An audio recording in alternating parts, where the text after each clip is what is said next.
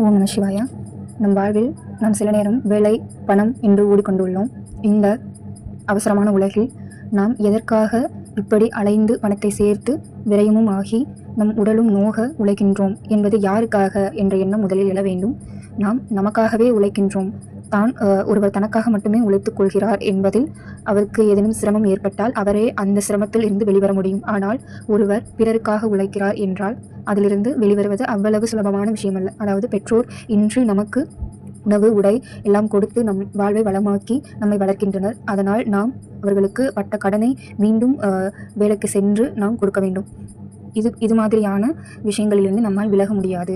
தான் ஏன் உழைக்க வேண்டும் என்ற எண்ணத்தில் இருந்து நம்மால் விலக முடியும். ஏனென்றால் அவர்கள் நமக்கு செய்தால் நம்ம இன்று அவர்களுக்கு செய்கின்றோம் என்ற எண்ணம் நமக்கு இருப்பதால் இந்த விஷயத்திலிருந்து வெளிவர இயலாது. இது எதற்காக என்றால், இப்போது ஒருவரை நாம் சந்திக்கிறோம். அவருக்காக மட்டுமே உழைக்கின்ற ஒரு நபர், முடிந்தால் பிறருக்கு உதவியும் கூட செய்வார், தனி மரமாக வளர்கின்ற ஒரு நபர் என்றால் அவரது வேலையில் அவருக்கு எந்த ஒரு சிரமமும் இருக்கப் போவதில்லை. ஏனென்றால் அவருக்காக ஒரு எளிமையான குறைந்த பணத்தில் ஒரு வேலையை, குறைந்த வருமானத்திற்கான வேலையை அவர் செய்கிறார். ஆனால் மற்றொருவர் தனக்கு நிறைய பேர் செய்த உதவிகளை மனதில் வைத்து, உறவினர், பெற்றோர், உடன்பிறந்தோர் இப்படிப்பட்டவர்களின் உதவிகளை மனதில் வைத்து நன்றி உணர்வோடு இன்று அவர்களுக்கு நாம் திரும்பவும் அவர்கள் நமக்கு உதவி செய்தது போல் செய்ய வேண்டும் என்ற எண்ணத்தில் ஒருவர் வேலைக்கு செல்கிறார் என்றால், பணம் உழைக்க செல்கிறார் என்றால், அந்த வேலையில் அவருக்கு துன்பம் ஏற்பட்டால் அது மிகவும் கொடிய வழியை கொடுக்கும். ஏனென்றால் அவரால் அதை விட்டு விலகவும் முடியாது. அது அவருக்கு சம்பந்தப்படாத ஒரு துறையாக இருந்தாலும், ஒரு கடினமான வேலையாக இருந்தாலும், அது அவர் மனதிற்கு புறம்பான வேலையாக இருந்தாலும் அவர் பணத்திற்காக அதை செய்கிறார். ஏனென்றால் அவர் ஒரு நாள் நம்பி இருந்த உறவுகளை இன்று அவர்களை நம்பி அந்த உறவுகள் இருக்கின்றது என்பதால் அவர் அந்த வேலையை விட்டும் விலக முடியாது. பணம் சேர்க்கும் எண்ணத்தையும் தவிர்க்க முடியாது. எனவே பணம் இறைவனை அடைய முதலான பொருள் கிடையாது. இறைவனை அடைய பணம் ஒரு பொருளே கிடையாது.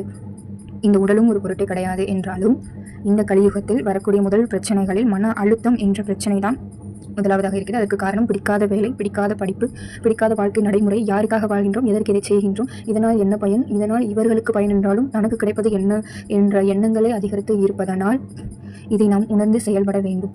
அப்படி ஒருவருக்காக நாம் வேலை செய்யக்கூடிய நபர்களாக இருக்கின்றோம் என்றால், ஒரு குடும்பத்தை காக்கக்கூடிய நபர்களாக நாம் இருக்கின்றோம் என்றால், எல்லாவற்றையும் சகித்துக்கொண்டு இறைவன் மேல் பாரத்தை வைத்து நாம் அந்த செயலை நல்லபடியாக முடிக்க முடியும் என்ற எண்ணத்தோடு நாம் உழைக்க வேண்டும். அது மட்டுமல்லாமல் தனக்காகவே உழைக்கின்ற நபர், தனக்கு மட்டுமே பணத்திற்காக உழைக்கின்ற நபர் என்றால், அந்த நபருக்கு ஏதேனும் சிரமம் ஏற்பட்டால் தனக்காக செய்கின்ற வேலை, ஒருவருக்காக பிடித்த வேலையை குறைந்த வருமானத்திற்கு செய்யலாம் என்ற எண்ணம் அவருக்கு வேண்டும். இல்லை என்றால் அவர் கடினமான வேலையில் அதிக வருமானத்திற்கு தான் ஒரு உடலுக்காக தனக்கு நிறைய பணம் தான் தேவை என்றால் அது அவர்களை பொறுத்த ஒரு கடினமான வேதனை. அதிலிருந்து வெளிவருவதற்கு அந்த ஆத்மாவால் மட்டுமே முடியும். ஓம் நம சிவாய.